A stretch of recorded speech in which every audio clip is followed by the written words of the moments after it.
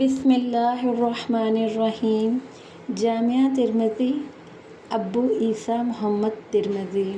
جامعہ ترمذی یا سنن ترمذی ابو عیسیٰ محمد بن سورہ بن شداد کی حدیث کی مشہور کتاب ہے جو کہ صحاح ستہ میں شامل ہے۔ زیادہ تر علماء نے اسے بخاری اور مسلم کے بعد یعنی احادیث کی کتب میں تیسرا درجہ دیا ہے۔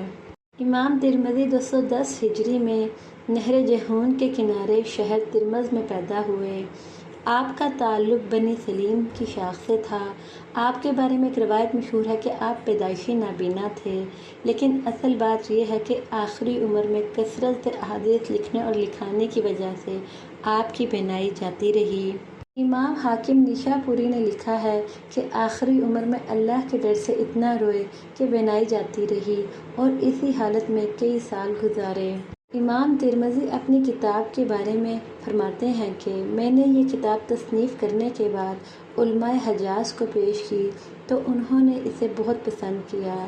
پھر اس کے بعد میں نے علماء عراق کے سامنے اسے پیش کیا تو وہ اس پر بہت خوش ہوئے۔ پھر اس کے بعد میں نے اسے علماء خراسان کو پیش کیا تو انہوں نے بھی اسے پسند کیا۔ جس گھر میں یہ کتاب ہو تو گویا اس گھر میں پیغمبر اسلام گفتگو فرما رہے ہیں۔ آپ کے مشہور اساتذہ میں محمد بن اسماعیل بخاری، امام ابو داؤد، اسحاق بن راہویہ اور امام مسلم شامل ہیں۔ امام بخاری نے ان کے بارے میں فرمایا کہ ترمذی نے میرے سے اتنا فائدہ نہیں حاصل کیا جتنا کہ میں نے ان سے حاصل کیا۔ امام ترمذی نہ صرف علوم و فنون میں امامت کا درجہ رکھتے تھے بلکہ آپ عبادت و تقویٰ اور زہد میں بھی شہرت رکھتے تھے۔ آپ کا انتقال 269 ہجری میں 70 سال کی عمر میں اپنے ہی شہر ترمذ میں ہوا۔